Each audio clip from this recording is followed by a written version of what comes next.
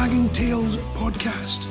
On this episode, we're joined by Esther from Doggie Retreat, and we're going to be talking about not just doggy daycares, but also dog socialisation in general, and how the pros and cons of a daycare centre can either help or hinder you with your dog. So Esther, welcome to the show. Hello everyone. Hi. Before we go in any deeper, let us know a little bit more about you. So who are you? Why do you do what you do? Okay, I'm actually a registered nurse by profession. And but I went into pharmaceutical sales, and that's when I had my first experience working with dogs. I used to volunteer for a dog welfare group, and that's when I started to really love dogs, and that's when I know that I want to work with them. At that time, dog welfare wasn't great. That was about 10 years ago. And I know that a lot of boarding houses, a lot of kennels, the condition was really quite terrible. So when I had to put our dogs in for boarding, it was actually really sad. I see them locked up in cages. They only get attended to once a day. So I thought that, we could do much better for these dogs. And that's when I started Doggie Retreat, because I want to have, I want to bring up the standard of dog care in Singapore. And I'm really glad that, I went ahead to do it. Yeah. It's a really good thing to talk about as well, because for people that aren't in Singapore listening to this, Singapore does have a bit of a mixed track record when it comes to dog care. Sometimes you get there's some really fancy dog hotels here which cost an obscene amount of money, and the care is, fantastic. But then you get these backyard kind of daycare and boarding places where there's been some horrible situations where dogs have died or been very badly injured, abused and things like that. So that's a really nice way to have looked at it. Like, you saw where the problems were and decided to do something about it. So tell us more about what you actually started, because I can't imagine that you just sort of said, oh, we're going to do this, and then just jumped straight into it. I actually pretty much did. I quit my job. Nice. I was quite lucky. I got the golden handshake. So I was working with Pfizer then. So they were doing a retrenchment exercise. I volunteered for it. I got the sum of money, and that's how I started. It was meant to be a very small home-based daycare. I got a place with a nice garden, and that's when I said I'm going to do it, myself, have a couple of dogs. And, 10 years later, it's grown into like a full-size business. How many dogs did you have yourself back then when you started as a home-based business?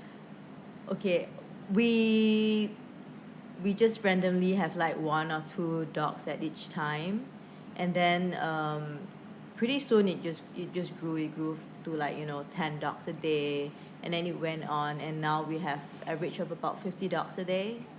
How many dogs did you have as your pets? My pets. I have 2 when I started, and now I have 3. In 10 years, you only added 1. I would have been up to 20 by now. If I have a say, yes, that would be the case. I do happen to know that that's not technically true, though, because you do have 2 more that you're fostering as well. Yes, I do. So there is that. So that's the why. Tell us about what you've got going on now, because we are sitting currently, although it's closed right now, you've just started a bar and cafe which is 100% dog friendly and licensed, which is quite rare in Singapore at the very least. Yeah. Well, in Singapore, I think that it's pretty restricted in terms of where the human can bring their dogs to, and a lot of dogs actually, especially post-COVID, people like to bring their dogs with them because now they've developed separation anxiety. It's not possible to leave them at home for long periods of time. If they want to go out for a meal, they want to go out for a drink, this is where they can come to. So this is a solution for them. This is also a working space. I know that lots of people work from home nowadays, but they also want their dog with them while they are working. So this is a great place for them to come to work and yet have their dog beside them. So I'm all about trying to see how we can maximize that, you know, increasing the hours, the time the dogs can spend with their parents. Anybody that knows me, this will not come as a surprise, but I take my dogs out on pretty long walks, and a lot of the time I will end up in a bar at the end of the walk, letting the dogs chill out. And sometimes there can be issues because people don't know how to be around dogs, or they let their dogs do things where your dogs would prefer they don't. So we'll talk a little bit about that later on. But before we do, I'm just going to talk a little bit about socialisation. Right. This is a big topic which a lot of people struggle with. And I'm sure you will agree, a lot of people send their dogs to daycare thinking that the daycare will do the socialisation for their dogs. Right. And that's not what daycare is. No, it's not. I mean, the big part of daycare is definitely socialization, but we can't do all the socialization for the dogs. Like, you know, some dogs come in and the owner says that the dog doesn't play, you know, I hope that after daycare the dog would learn how to play, but I say it doesn't work that way. It's like throwing your kid in a room with a piano and locking him in, and then just coming back a week later say, can you play Mozart yet? Exactly, yeah. I mean, it's also just a misunderstanding about what socialisation is, because daycare provides socialisation. It provides a place to be social. To be properly socialised means to be optimistic and to be able to cope within the environment that you're living. Right. So it doesn't actually just talk about socialising with other people or dogs or animals. It's about everything. And the old-fashioned understanding of socialisation was your dog is either friendly or they're not. And that was it. Nobody did anything about it. Then it sort of moved into this checklist. Have you ever seen those checklists? No? No. So when the puppies are in their socialisation phases or their fear response and their like ranking and all the good stuff that they go through when they're quite young, what a lot of people did was they had these checklists, different types of people that you had to introduce your dog to, different dogs, different situations. Yes. Now these lists are not completely useless, but the old way of doing that was sort of like, just expose them, don't do anything, just shove them in that room with the man with blonde dreadlocks wearing a high-vis vest. Actually saw that on a list. But what it actually is, it's about creating a positive association to all of these different stimulus. So you can do it without actually introducing your dog to so many different things if you're able to shape the dog's ability to deal with novelty in general. So I think that's the biggest misunderstanding when it comes to socialisation, is people think it's about your dog being able to be around other dogs. But it's so much more than that. I do agree with that. We do have instances where a lot of the dogs that they come to daycare, they are great with meeting new people. They are great with meeting dogs on the street. They are great with meeting dogs indoor. But once they are with their human, they turn into a different dog altogether.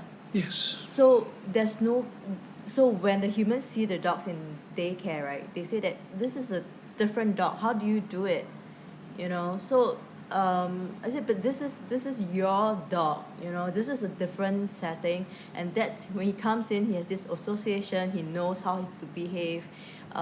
He's okay with strangers, but I guess, you know, the socializing is lacking on, you know, the human's part. Yes. It's something we call possession attachment as well, possessive attachment. So sometimes your dogs can get like really defensive. They guard you as a resource as well. But if the resource is not around to guard, they just have less stress, less anxiety, less fear. which can be quite rough for the owners because they're trying their best to do what's best for their dog. It is. It's quite sad for them, really. They feel that, they feel quite sad that they're not able to bring their dogs out. So the only place that they can leave them is at daycare because they know that they do great at daycare, but once they're with them, no. And that happens beyond daycare as well. The number of dogs that we've worked with where if we took the dog out for a walk without the owner, the dog is good as gold. Yes. And then the moment the owner is there with them, the dog's reacting to every single dog they see. Yes. And that's a hard one, because sometimes you've got to be a little bit straight down the line with that and just say, look, it's your leadership, it's your nervousness, your energy. exactly, which is creating that problem. But it happens a few different ways. So, for example, if you've got a handler or an owner who's quite aggressive with their dog, their dog is going to be nervous around the owner, not because they're possessive of their owner, but because they're nervous about how the owner is going to react. And for example, just yesterday I saw this. There was a guy with his dog. Every time the dog looked at another dog, he yanked on the collar, yanked on the leash. Now, the guy, in his mind, is thinking that he's teaching the dog not to react to the other dogs, but he's actually doing the opposite. He's creating a negative association towards the dogs. So you've got a dog that was not reacting to other dogs, who eventually will become dog reactive because the owner's doing something which is counteracting the natural ability to socialise. Yes. And also because it's not just like training alone that helps with socialization. There's a lot of other factors to consider as well. There's your genetics, there's your learned behavior, social behavior. Is that dog getting their daily stimulation in terms of physical and mental stimulation, activities and stuff like that, as well as your trust and bond with the owner? Yes, so in daycare, I think it's so important to make sure that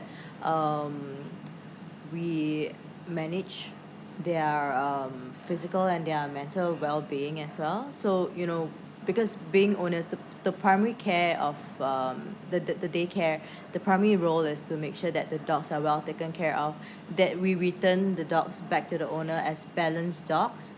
They are exhausted physically and also mentally, right? So we take them out for a long walk as per their physical ability. So by the time they finish their walks, they are pretty much tired out, and then that's when they could actually socialize properly with the other doggies that's in daycare. Yes. The caretakers are there to make sure that when they socialize, they are playing normally, and they also get the adequate rest that they need, not overstimulated, because I understand the problem that overstimulation can cause. It gets them Too excited. Yes, it gets too excited. Fights break out.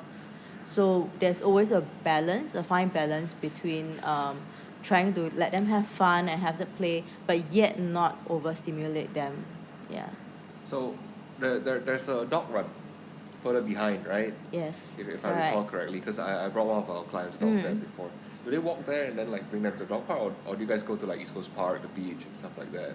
We actually walk around the neighborhood, different areas. So it's part of the getting the dogs, so they don't walk the same old route the same time. Every time they're going to the same places, so they get the correct stimulation as well. So we walk around the neighborhood. They get walks to different areas. Sometimes we walk to the beach.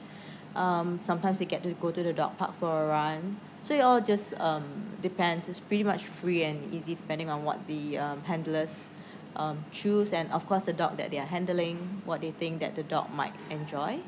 When we're talking about the mental stimulation, when your handlers are out on the walks, I'm assuming that they do make sure the dogs are getting enough time to sniff and explore rather than just power walking them around the block. Yes, that's right. So they do get to sniff around, which is the point of going to different places, different routes. They get to see different sights, meet different people. They also get to, some dogs are nervous around cars and people. So, we do want to expose them to different areas as well within the safe limits. How many dogs do you take out at one time, and what's kind of like the handler to dog ratio? So our handler to dog ratio, for small dogs, we take one handler to about between 3 to 4 small dogs. For big dogs, between 2 to 3 big dogs. But that depends as well. If the dog is very pulley, very strong, Walks well on a leash or not. Yes, correct. All the factors would come into play. So sometimes it's just one handler to one dog.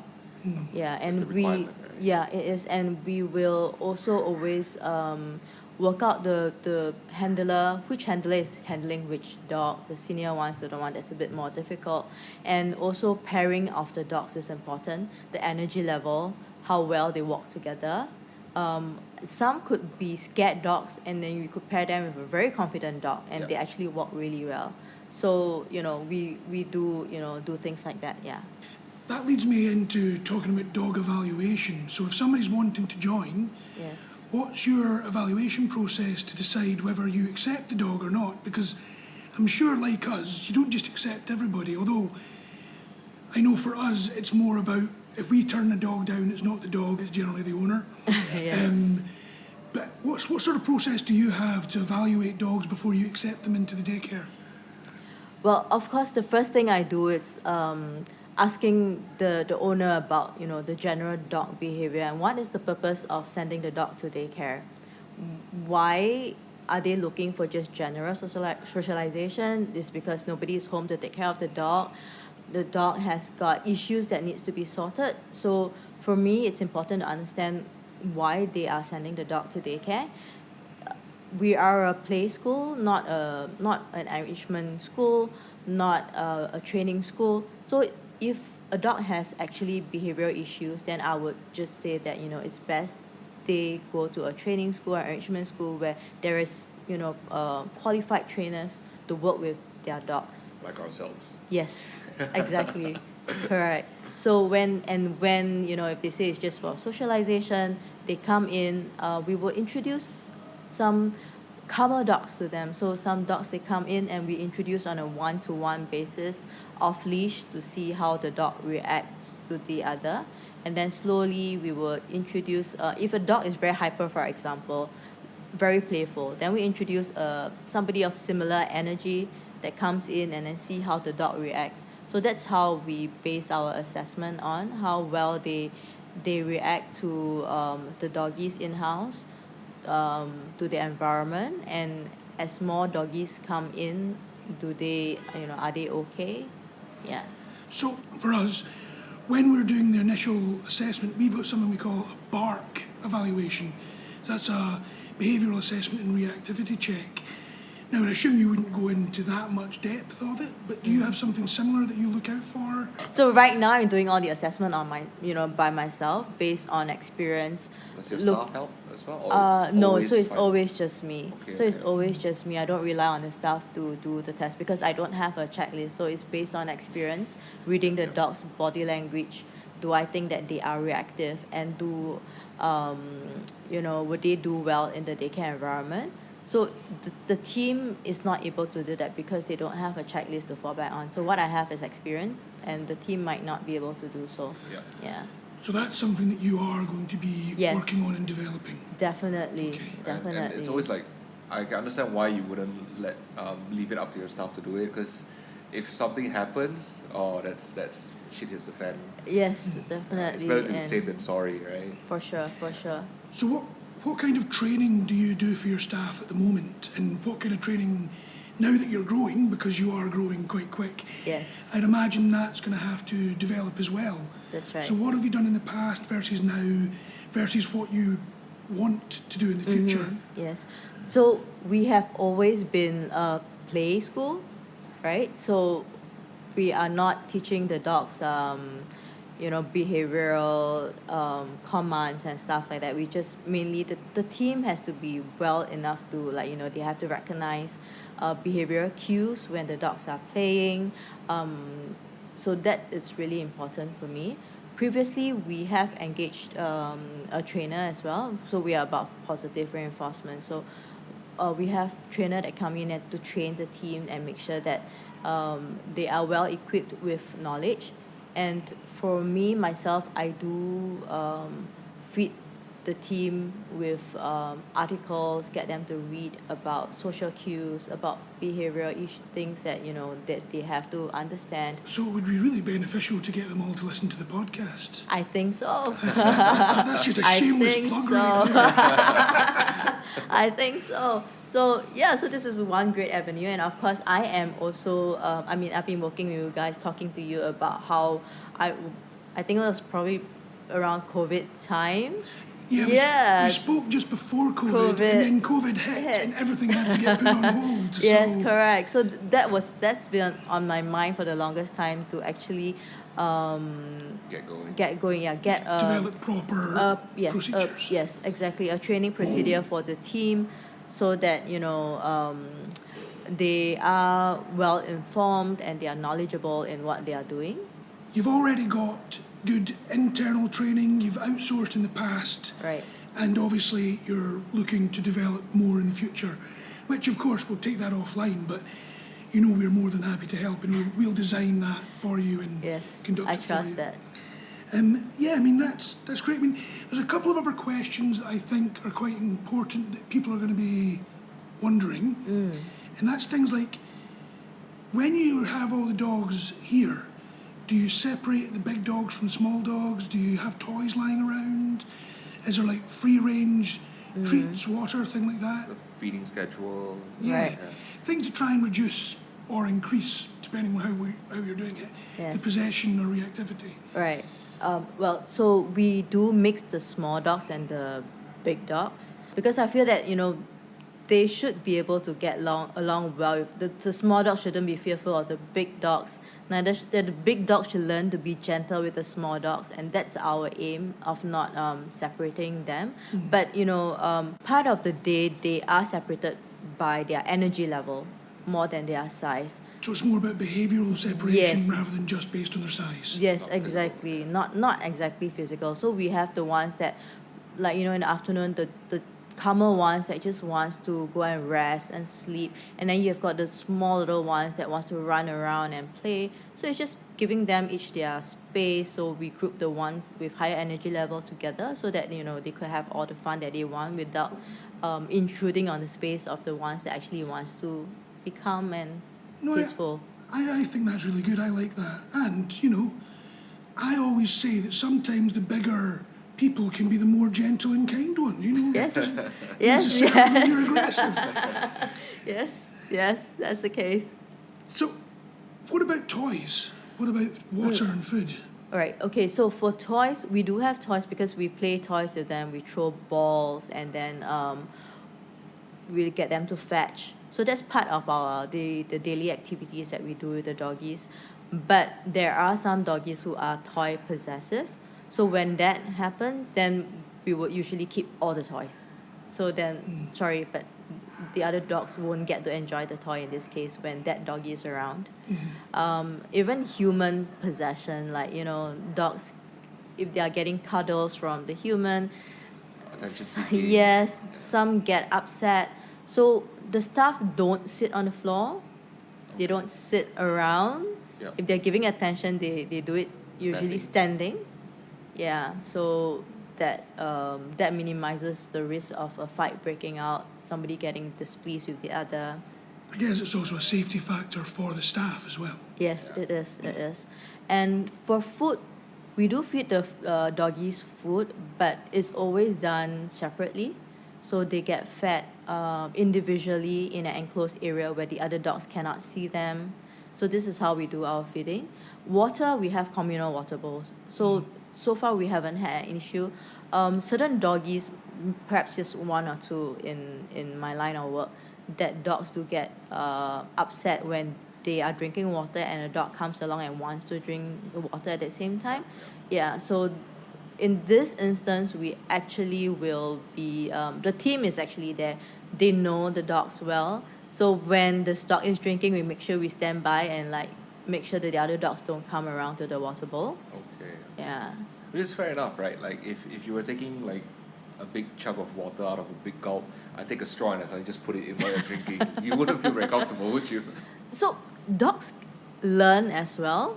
Some dogs never do know that they can't actually drink out of the water bowl when another dog is drinking or is eating. So when they get warned by the other dog, they learn and they never do it again. Yeah, and that's the ideal Yes. situation, of course. Yes, but of course it can go the other way. Yeah. But So it brings me to my next question. Actually, it's about discipline and control, right? So how do your staff assess whether they should let the dog try to show that they're uncomfortable, or do your staff step in? When do your staff actually step in? So the staff will step in when they will actually take the cue from the doggy. So if a dog is constantly, even let's say play, but a dog is constantly being on top of the other dog, being the underdog, he might not show it. Yes, the underdog.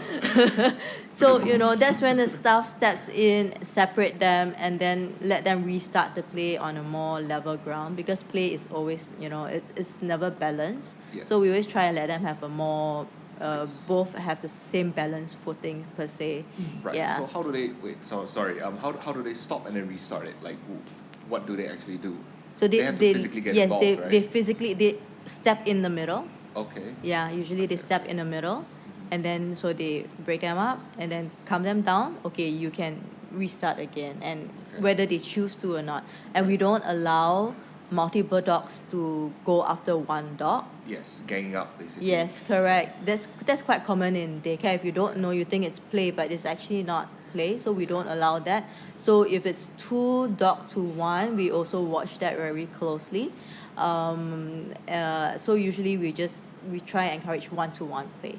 Yeah. I mean, that's actually bullying, and that's what they call it. Yes. It's bullying behaviour. It's a horrible factor of natural behaviour, but bullying is incredibly natural for all animals. Right. And as much as, I was bullied as a kid, it's a horrible thing, but, it is natural behaviour. And that's something that I'm glad that you mentioned, because I do see a lot of video clips from daycares sent to me by clients. Right. And then the daycare has said that this dog is reactive, but actually the dog was being bullied and tried to protect itself. Mm-hmm. So a lot of the time it's not even the dog's fault. So the fact that you're aware of that, you're keeping an eye on that, your staff have all been trained to keep an eye on that, Yes. it reduces one of the biggest cons in my mind about daycares, Yes. which is an increasement of reactivity in some dogs Right. because of the overwhelm of daycare. Correct. I think so. I mean, some daycare are not equipped to recognize the bullying behavior. They think the dog is running, and so it's playing. They are trying to play catching, or These are like kennels that try to brand themselves as daycares, aren't they? Because Well, we've got to be careful when we say that, though, because who's to say that one facility is a kennel versus a daycare? that's true, I guess. And this is one of the biggest problems with, basically with our whole industry being fairly unregulated. And this is why organisations like the IAABC is so important, and like the different governing bodies globally that try to give more certification for daycares and vets and trainers and Animal boarders. related. right. And that is very, very important. One thing that I'm very happy about with the AVS in Singapore, they're actually starting to recognise the international standards and say, this is what we want for our country, which is Right. super important, because anybody can say that they're a qualified daycare. Anybody Right. can say they're a qualified trainer, because all you need is a bit of paper that says, I done this. Yes. And you can then Correct. say it. And then it's like a 3-day crash course. I mean, Yes. I had one person apply for a job with me who said they were qualified, and it turns out that they'd done a 2-day online training course. And when I asked them what kind of methodology they used, they actually read verbatim what I had written on my website. Oh my. And I was like, you think they couldn't recognise my own writing? Right. So it's quite dodgy when it comes to stuff like that. And that's not to say that online courses aren't great. I mean, my first dog training qualification was in person, but my second one was online. BSA? And then the one after that, I had to go back to the UK to do the completion and the assessments and things like that. But the ones that are online are actually not bad. They're not terrible. It's just how involved you want to get, because you can do most of a university degree online. So I'm not saying that online's bad and in-person's good, because that's not fair, because the first ever training cert I did was in person, but it was super old school and super out of date. You know, so we do have to be careful when I'm saying things like that as well. But again, we can't turn around, and we're not the ones that should be able to judge whether somewhere is a kennel versus a daycare versus a boarding. All right. With that said, we can help educate people into asking the correct questions. Yes. So like in our last episode, Jay and I talked about methodologies and Right. training. So in that, a large portion of that was talking about what questions You should be asking. we should be, clients should be asking their potential, Yes. you know, Correct. trainers. It's a So you could service. do the same thing for daycare. Like, is there anything, we've already Yes. spoken a lot about stuff, but is there any questions that you think people should be asking to make sure that they are getting the correct people? Yeah, like your client asks you this question for the first time, you've heard it and like, oh, that's a damn good question. I wish all my clients ask that. I think questions are not being asked, and I 100% agree with that. I wish people ask more questions. I have a wait list, and so usually when I tell the clients to go look for another daycare, I will also ask them, you know, to ask more about the daycare, find out more before you commit. So I would usually say that, number one, you have to physically go and visit Of course. the place yourself. Please do not trust online reviews. Do not trust your friends. Go and see for yourself. Meet the team there. Meet the dogs that's actually there. How happy they are. Do they look stressed? Are they actually happy there? See how your dog is reacting. Your dog, you can take some cues from your dog as well. You know, whether, you know, they like the place or not. Ask about the dogs. Ask about the experience of, you know, the handlers, the dog to handler ratio, and then of course you ask about what is their routine and things like that. Yeah, and about, you know, what happens when there is an emergency or a dog fight. What is their? Do they have any procedures for that? Is there? Yeah. I think you brought up a very good point about taking cues from your dog as well. Like, before we moved into where we're currently staying, right? I actually asked the agent and the previous owners who were living there, can I bring my dog down to vet the place and just look around? Yes. They were fine with it. They had two smaller dogs. So I brought Blue down, and then I just wanted to see whether she was comfortable in the house. If she Right. was, we were going to buy the place. Right. And then she just walked in like it was her house. Yeah. And so we basically bought the place because my dog was comfortable with it and she liked it. Yeah. So taking cues from your dog really matters. Yeah, I 100% believe in that. You mentioned something very interesting there about procedures during emergencies and fights and things like that. Yes. I think that's a really big question that's not asked as often as it should. So we'll touch on fights in a little bit, but with daycares, kennels, boarding, things like that, I mean, I'm ex-oil and gas. I worked on the rigs for many years, so when I speak about emergencies, I'm quite paranoid because, well, I've unfortunately had a couple of situations where I've been involved where there has been real emergencies. So I'm super paranoid about that in my home. So like, what would we do if there was a fire? What would we do if there was like a real emergency where I had to evacuate Right. everybody? So when you've got a daycare, a boarding facility, kennels, like, do you guys have that procedure in place? What do you do if the proverbial shit hits the fan? Yes. Yeah, exactly. So, you know, we are at a new place now, so that's constantly on my thought. Like, you know, we make sure that we have fire escape plans ready. We make sure that everything is fireproof, so we know where to go, what is the fire escape plan is. And then with doggies here, there could be emergencies like there could be dog fights, you know, or dogs could have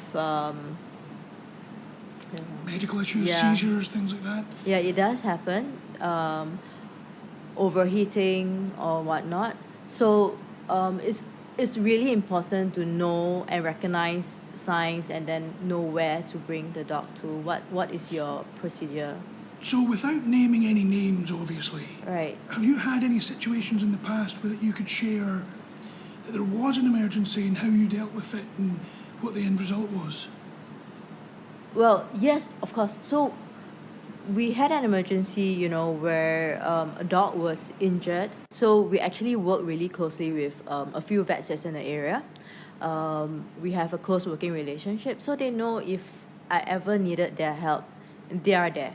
They are there. So I'm always assured, and I can confidently tell the owners that send the doggies to me that if there's any emergency or any medical need at all, I will be able to get an appointment, because sometimes vet appointments are really hard to get. So you really need to know where to go, or if it's in the middle of the night, where is your emergency vet? That's really important too. Yeah.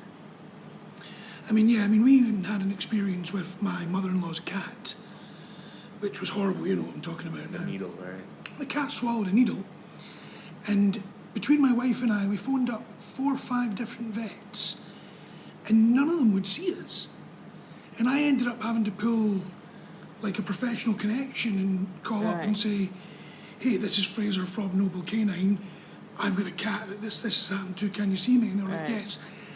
But I couldn't go through the normal channels. I couldn't go through like the receptions or anything like that. Because it's almost as if they're so busy that they almost don't care. So these working relationships are so important. So important. Yeah. I agree. For anybody that's wondering, the cat's absolutely fine now. That's and great. now we know that needles should not be lying around the house with the cat. Not my house, by the way, just saying. Okay. So just to touch more on things like dog fights and stuff like that, I think you've seen your share of dog fights, right? Having the boarding and now the daycare and stuff like that. A very big misconception the public has is that just because a dog fight happened here, that means this is a bad place. It's the same when I tell some people you know what, my girls fought and stuff like that, I had to bring them to the vet. They also think that means you're not a very good trainer because your dogs fight. And it's a huge misconception. It's like some people, they like to be really choosy, and then maybe they pick their clients, they want the easy ones and stuff like that, so that they have less stress as well. If that's your business model, I mean, that's great for you and all. But I always feel like it's how they handle what happens after the fight. Yes. How they improve, how they move forward, how they ensure it never happens again. I agree.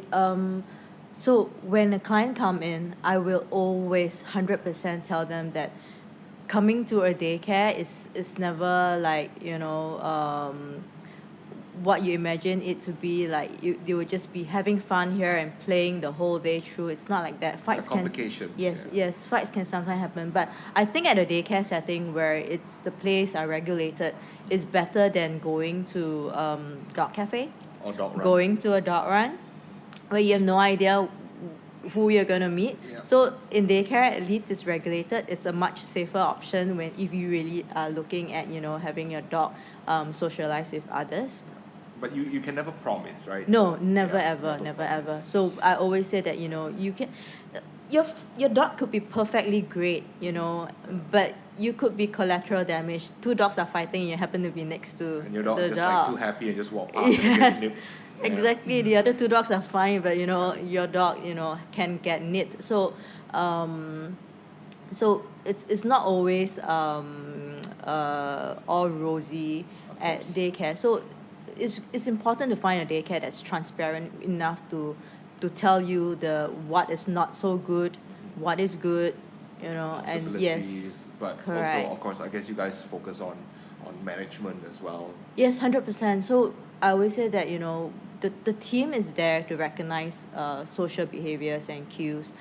The doggies, we know them well enough because they come at least once a week, so we know their behavior. That's a criteria. Doggies have to come at least once a week, so nothing of that ad hoc thing. So we know them.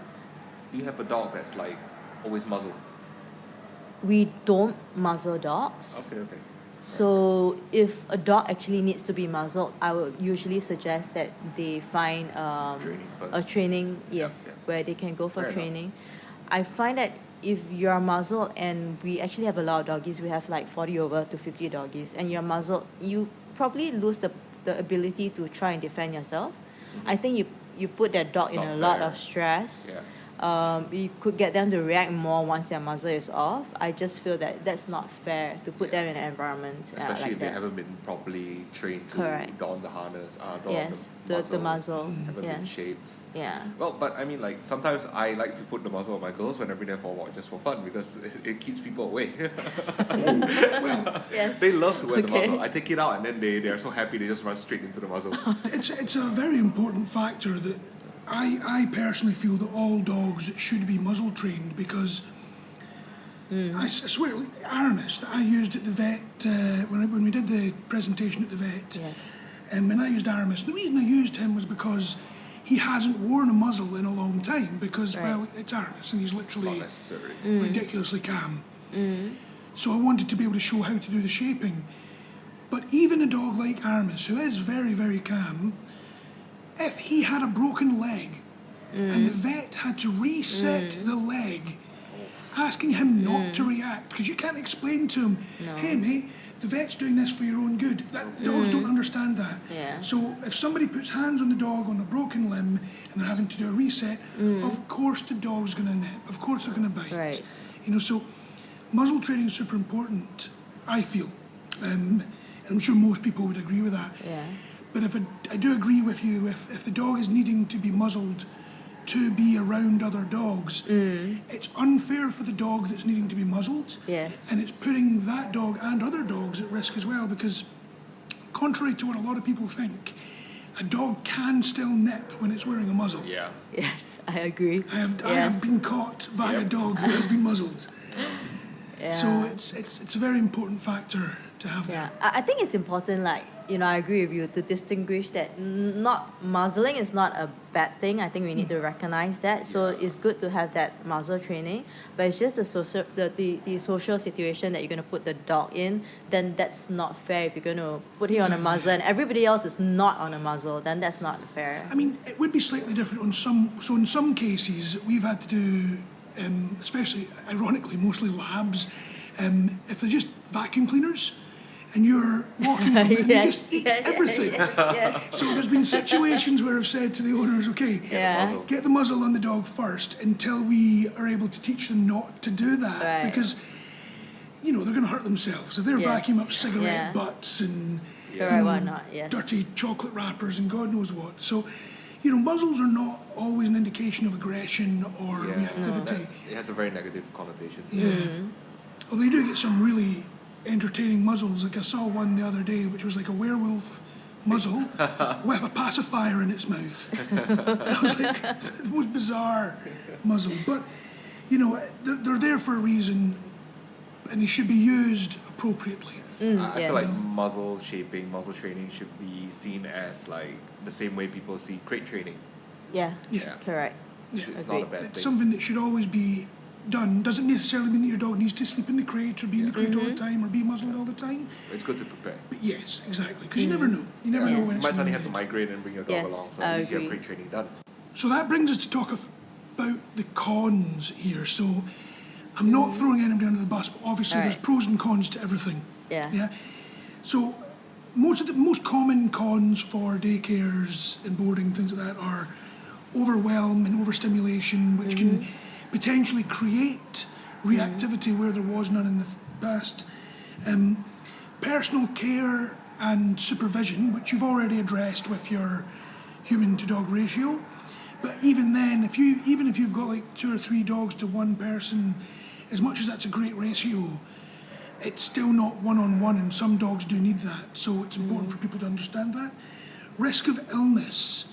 Now, we've not really touched on that. Yeah. How often do you ask or feedback to clients about the dog's health? Because obviously, if a dog turns up and they've got kennel cough, Yes. that could be a nightmare. It is. know? We've ever closed down our daycare twice just because of kennel cough. It spreads really fast. So once I detect there was kennel cough, we told them to stop coming, but it still spread, so we had to shut down the entire daycare for about 2 weeks Wow. before we restart again. So you're really quite transparent about that to everybody. Yes, always. So one of the things that I would tell clients, when they bring their dogs, one thing I tell them is the possibility that the dog can catch something from the other dogs. That's something that I have to present to them. And also, if I do find that there is a pattern of things, there could be a stomach virus that's going around, I will also inform and say that perhaps this is a good, we have this going around now. Perhaps you want to keep your dog at home if it's possible. That I'm transparent about. Yeah. To be honest, that's actually more transparent than my daughter's daycare. Probably shouldn't say that, but it's true.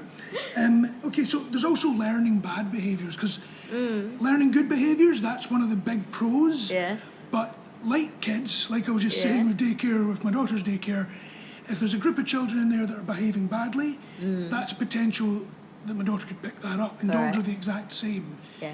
So your staff have obviously been trained to look for behaviours. Yes. But what do you do if you notice that there's a particular dog which is inciting that negative behaviour? What's your sort of protocol?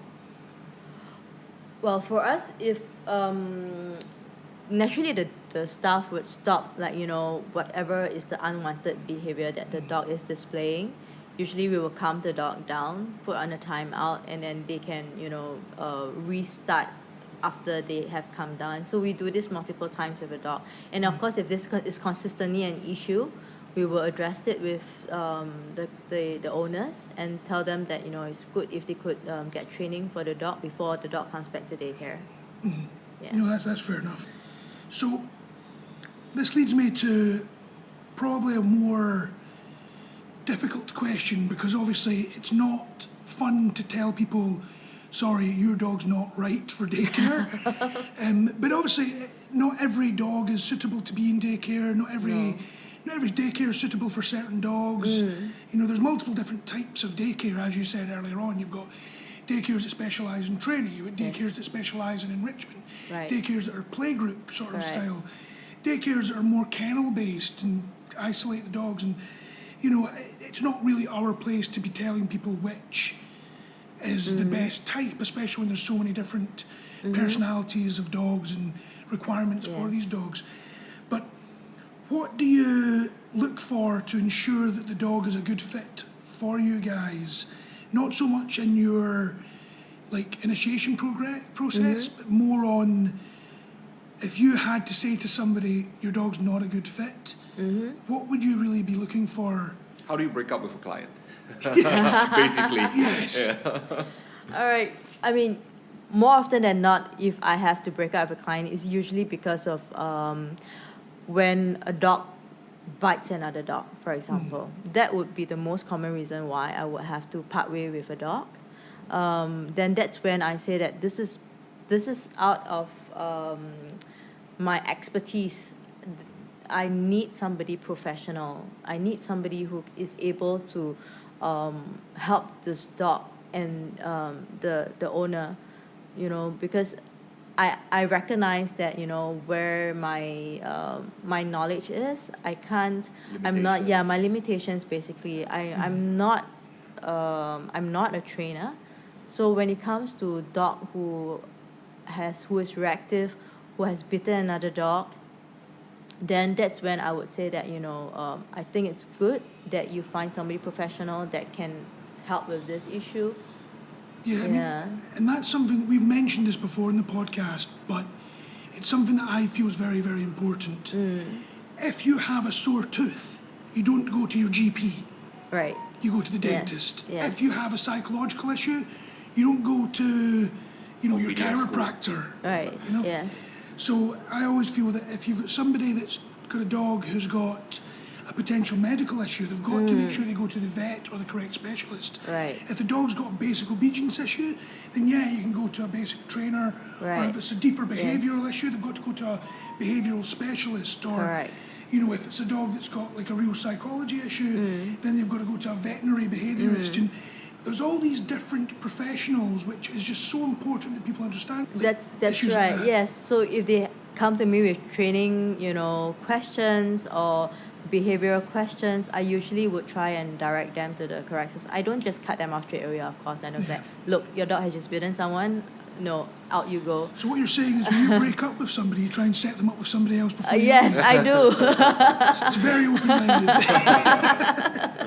Yeah, I do. I mean, I think it's only fair that I do that for the dog as well.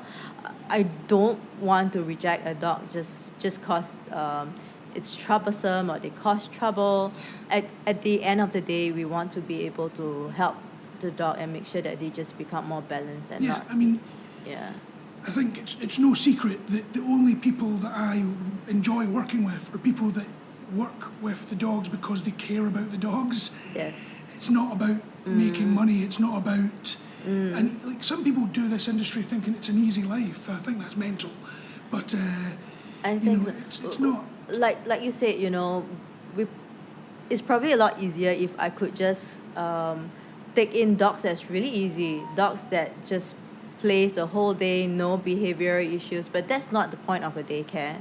Our point is that we actually do want to have the dogs become more confident about themselves, able to be in a social setting with the other dogs, you know, be able to behave properly. So if I was going to just take it easy and just say, no, there is just the slightest bit of trouble or things like that, I mean, that's not the way how it should work. Yeah. That would be like Fraser or myself just picking our clients as well, like just going, no, I don't want to work with aggressive dogs. Right. No, I want to have a clean record and all those kind of things. But Yeah. if anything, I think Fraser and myself, we're a bit sick in the head. We actively look for the aggressive dogs to work with. In our defence, it's because we've got experience doing that, and that's why we do it. But it's also important to understand that when you're dealing with more difficult situations, there is that element where there could be failure, because failure doesn't come just from you.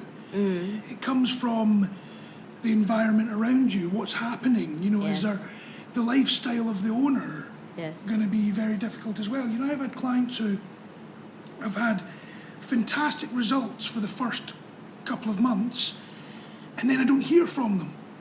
And it doesn't matter, you follow up with them, you send emails, stuff like that, nothing. And then you hear from them in a year's time, they're like, oh, this has happened. It's like, well, it's because you've not been consistent. It's because your lifestyle has snowballed the problem and things like that. And Right. sometimes it can't be helped, and I'm sure that's the same with your clients as well. There might be problems that come around. Yes, that it does. I mean, the dogs react to how the owner's home situations become. You know, I do notice that dogs get stressed by certain things that's happening at home. So if I'm privy to know what's happening, and I can understand the dog's behavior in daycare because they act out in daycare. So it's really interesting. And then in terms of environment, like, for me, I would like to work with dogs that has got more issues and more, you know, that was what I was able to do when I had a lot of, you know, lesser dogs. But now as the business grew, I have my limitations as well. course. Yeah. With that said, I just want to point out to people that if your dog's not suitable for daycare, there is alternatives if your lifestyle is too busy and you can't be with your dog as much as you would like. You can have basic things like dog walkers that come to your house and take your dog out like once in the afternoon, things like that. Or you've got dog sitters. I know there's some people, in fact we've done it before when we had a puppy. We actually had one of our nephews come and stay at our house during the day to take care of the puppy while we were out. You know, these are simple things that you can do to help your dog get through behavioural issues or development stages in their life and things like that, and even home enrichment. Some dogs are quite happy being alone at home, you know? Yes. So you can just have your dog be enriched by being at home with puzzle toys and things like that. It's all about the individual dog and your individual situation as well, I would think. That leads us very nicely on to some of the listener questions. So this first one is not so much a listener question. It was actually a video that was posted on one of the Facebook groups that I'm a member of. Some people may have seen this video. It's a video of a grey mongrel and a golden retriever getting into a fight in a dog park. And there's a Siberian husky grabbing hold of the retriever's leash, trying to pull the dog away from the fight. Now, I understand why people share this video. They're trying to say, oh, look how entertaining it is, the dog's trying to stop them in the fight. Unfortunately, when you actually understand what's happening in the video, a lot of these cute videos get destroyed by that knowledge. And as you can imagine, on Facebook, you had all these keyboard warriors and, you know, these different people that are like accountants and lawyers and things like that, and they're all telling you about all of their experience with canine behaviour and telling you this is how it is. And you read them and you're just kind of like, this is dangerous. Because you've got somebody talking about letting the dogs fight it out because that's the most natural thing for them. And that's just not right. Because, quite frankly, dogs are not wild animals. No. They're domesticated dogs. There's the evolution of dogs. We've been through this at length on the podcast. I'm not going to go down this rabbit hole again, but they are directly linked to human beings. So that really upset me when you hear people talking about letting the dogs fight it out, or, you know, getting involved in the dog fight. I read in one of the comments, somebody was saying about how they should have got involved and like started a fight with the dog. What? And I was thinking, that's just a bad idea. I mean, what are you going to do? Get on all fours and start giving it a shot? I mean, that's terrible, terrible ideas. So the gentleman that posted the video, I mean, kudos to him, because he posted the video because, do you know what? It's an interesting video. It's informative. And he saw that I commented and he asked quite politely, what would you suggest somebody does in this situation? So this Mr. Chan that posted it, Singapore, he seemed really genuine, really interested to learn. So I did ask if I could cite this on the podcast. So effectively, the same with any fights, and we've spoken about this a little bit during our conversation in the daycare, but it's important to understand where you're taking your dog. So when you're in a daycare, you understand that your dog is mixing with other dogs. The beauty of a daycare is that these dogs have been vetted. You know that these dogs are not hooligans. Now, when you're in a dog park, that's a slightly different situation. Down a dark alley. Yeah, I mean, some of these dog parks I've seen, it's like Doggie Fight Club. You just don't talk about Doggie Fight Club. But in this particular situation, I'm not going to comment on where the video was recorded or anything like that, because that leads to different issues. But effectively, the person recording the video was just watching this happen, right? The video had started recording way before the fight had started, which means they knew or they should have known that something was going to happen. So, for a start, if you turn up to a dog run and you look in there and there's dogs showing overstimulated behaviour, reactive behaviour, or even something that we call over-socialisation, which is basically just like it'd be kind of like me seeing you and your husband out for a drink, and big drunk Fraser comes up and grabs you both, picks you up and hugs you and swings you around. I know you guys like me, but I don't know if you quite like me that much. Right. You know, that's not appropriate social behaviour, and a lot of dogs do that as well. And I would never do that, by the way, just for clarity.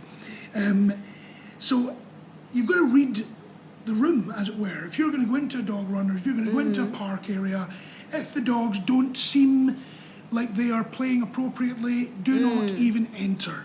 In the same way that when you turn up to a playground with your kid, if there's kids spray painting the side of the slide, you're probably not going to go and play. Distributing meth. Yeah, exactly. You've got to read the room. So that'd be the first thing to do.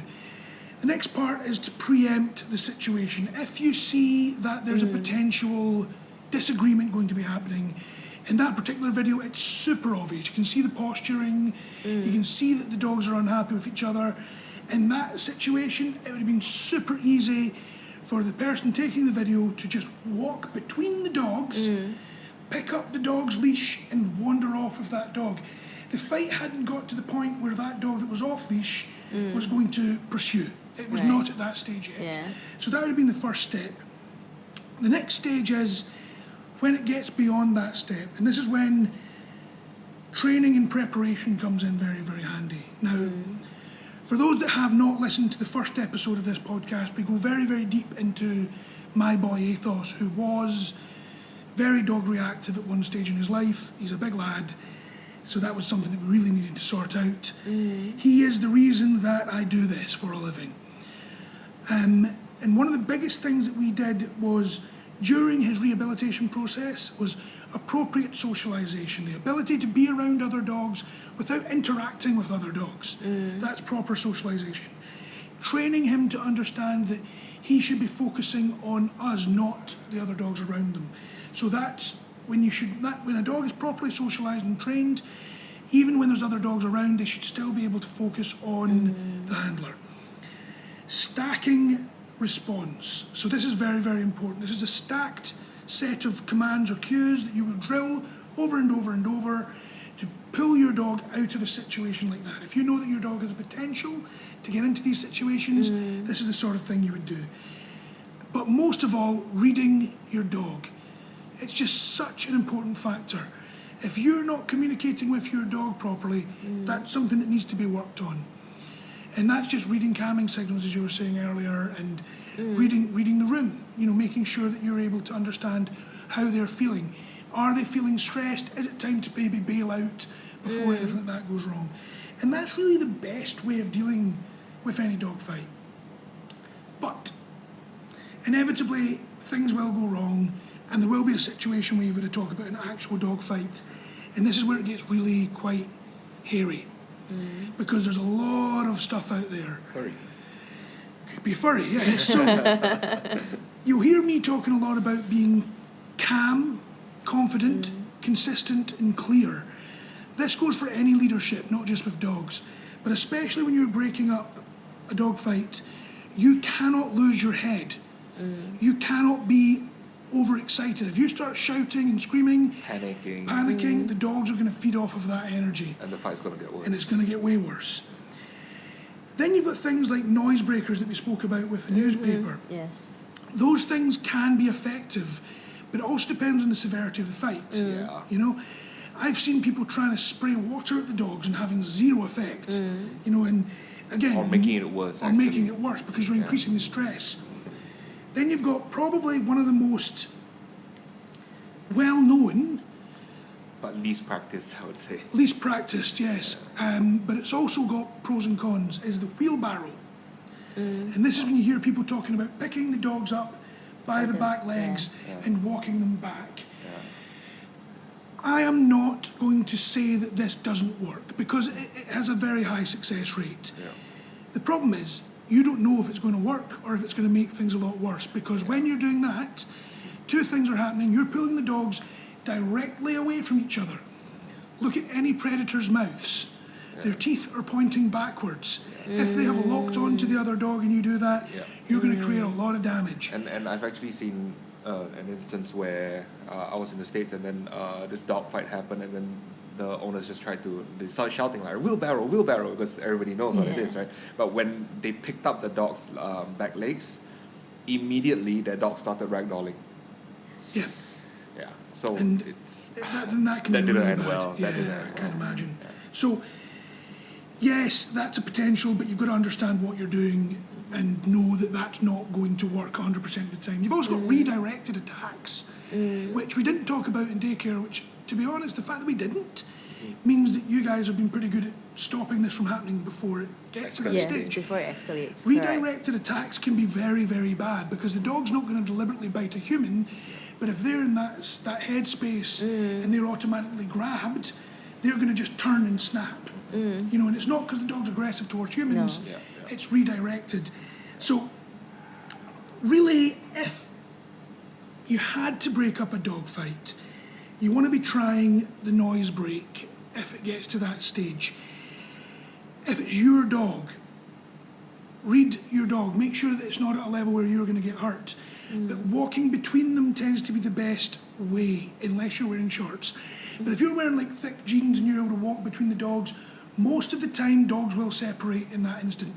You're a much larger animal, you're breaking the fight apart, you're being very calm and in control.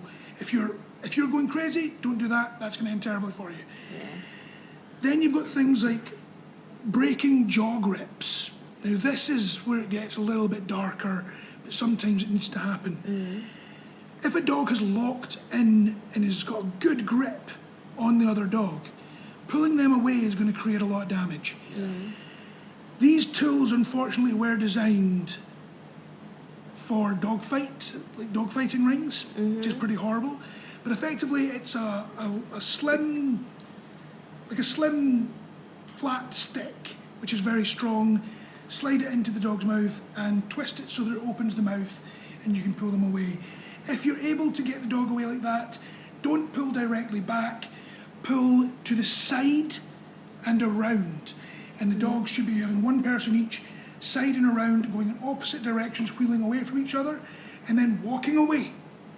Don't hang about, don't let the dogs stare at each other. Just walk away. If you need it, if you're able to, just both leave the area completely. And that is actually the best way of doing it.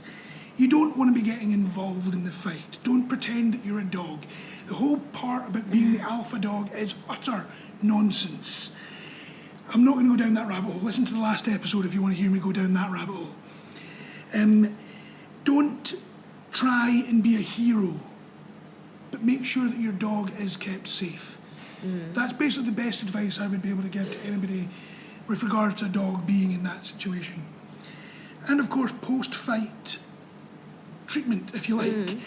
Remembering that your dog is potentially going to be injured. Make sure you check them properly. If you need to, take them to the vet. Understand that their stress levels have been incredibly increased. It can take up to 72 hours for this stress level to come back down to a normal level. We've got to be aware about all that stuff. And indeed, has that created future reactivity? You know, and this is why it's so important to stop it before it happens, because you can create real problems that way. Now, I know I kind of went off on a rant there, but it's because it's such a big topic, and it's something that I feel people need to understand. Okay, so our next question is from Sean G in Singapore. He asked, what should male dog owners do if they encounter a female in heat? Because he said there's about 3 to 4 unneutered females in his neighborhood going to heat either at the same time or one after another, and I plan to not let my dog meet them for a while. Though people tell him to just desensitize his dog to them, he still thinks it's not the best thing to do since he just cannot resist their strong scent and goes crazy, blah blah. And his dog even escaped through the gap in our gate once just to find his neighbor's female dog in heat. So, okay.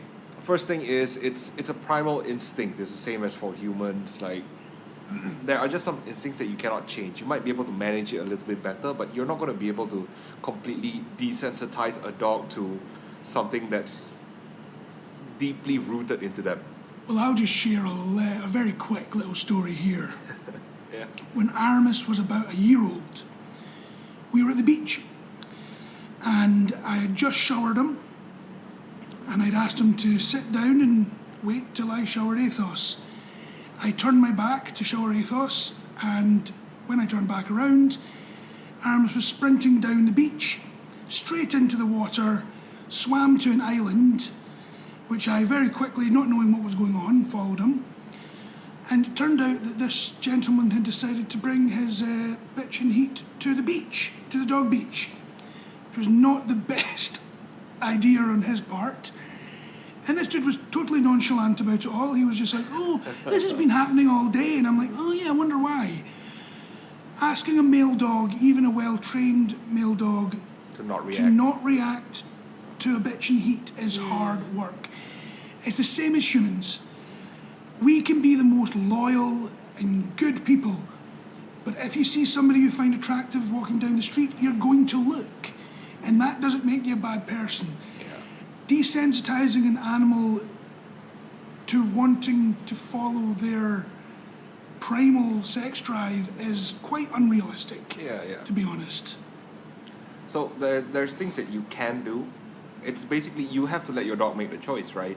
So either they're able to go towards that dog, of course on a leash. You're not going to let your dog run all the way over to the female dog in heat, react that way and then not get any reward, or react slightly and be able to be redirected back to you and get a lot of reward, a lot of love, a lot of attention. So if your dog makes that choice once, they're able to do it again and again and again, and with enough repetition and being consistent, they're going to be able to just, oh, you know what, I guess I don't really need to overreact to this because I'm not going to get any reward out of it. Secondly, you have things like scent blockers, which is the collars. I guess they would help block a bit of the scent, but once again, it's just very minimal management because the smell is really very overwhelming for dogs. It's just something that you can use while you're actually giving your dog the proper training that they require. Well, I just want to add that, having the dog escape from his house, that's a concern for me. I actually think he has got to do better with the security. The dog should not be able to run out under what circumstances, no matter what. Yeah, I mean, that is definitely a point. The one thing that I would also say is that it's all very similar to reactive dogs. So when you talk about reactivity, we're not just talking about aggression, we're talking about primal drive. The primal drive to protect, the primal drive to hunt, the primal drive for sex. It's all very similar. So you can still do cue stacking or command stacking to redirect away, as Jay was saying. But with this particular one, I know that Sean's asking about what male dogs or the owners of male dogs should be doing. But I think it's also really important to understand what the owners of the female dogs should be doing as well. I mean, in the situation I shared with Aramis, yes, that was kind of funny because Aramis was luckily at the stage where I could stop him from doing anything, so he didn't get that reward, even though I did have my back turned and I just run down the beach after him. But the female dogs owners, they shouldn't be bringing their dogs to dog parks, to dog beaches, to public areas where other dogs could get access to them while their dog is in heat. That's just irresponsible. And walking around your block and things like that, fine, I get that you've got to take your dog a walk and things like that, but be aware and give other dog owners heads up. If you can see another dog walking towards you and you've got a dog that's in heat, it doesn't take very much to say, hey, how you doing? Just so you know, my girl's in heat at the moment, you might want to keep your distance. Because a lot of people will come up and say, oh, is it okay for my dog to say hello to your dog? And then you might end up with some puppies. And that's not really what you want. And it's over very quickly as well. It's yeah. Let's not go down that road. But yes, it's a lot about responsibility of the dog owners, and it's not just about the dogs that are potentially reactive. It's the dogs that dogs may be reacting to. So a lot of the time we talk about aggression, but it goes for other areas as well. If you've got a small dog, like a tiny dog, and you're walking them past bigger dogs that might see that dog as a potential prey, you've got to be responsible. How about not taking your chihuahua to a big dog run? Things like that. It's very Huskies important. are notorious for their pre-drive as well. For sure. I mean, they're properly bred for that because they're bred to protect away from polar bears and to pull the sled and to, that's their primary function.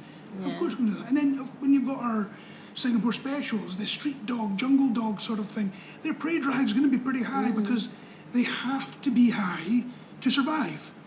So responsibility comes on both sides of the spectrum here, whether it's the dog that's potentially in danger or potentially the trigger, and the dog that's potentially the aggressor or the pursuer, if you like.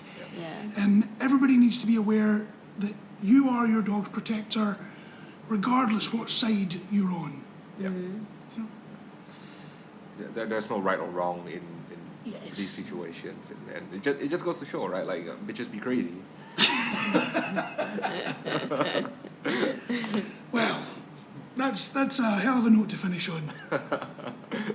So, with that, I think we'll call it a day. This has been a slightly longer podcast than we normally do, but I think it's been a good one, and I think it's been very valuable for a lot of the listeners and, of course, ourselves. Yes. Where can people find you? If people want to come and visit the bar, if people are interested in having their dogs come to Doggie Retreat, how can they get in contact with you? Where can they find you? Now is time for the completely shameless plugs. Okay, so Doggie Retreat is full, by the way. So so we have a waiting list. But if you're really interested to find out what we do, I think the best thing is to hit our Instagram right now at Doggie Retreat, DOGGIE, and our cafe and bar is OMD Cafe and Bar. We're on 12 East Coast Road. Good. Okay, so for anybody out there listening that's in Singapore, anybody visiting Singapore, and you want to come to somewhere that's doggy friendly, come down and have a look at the bar cafe. If you're looking for a good daycare, although there's a waiting list, I don't see any harm in getting in touch and finding out more about that.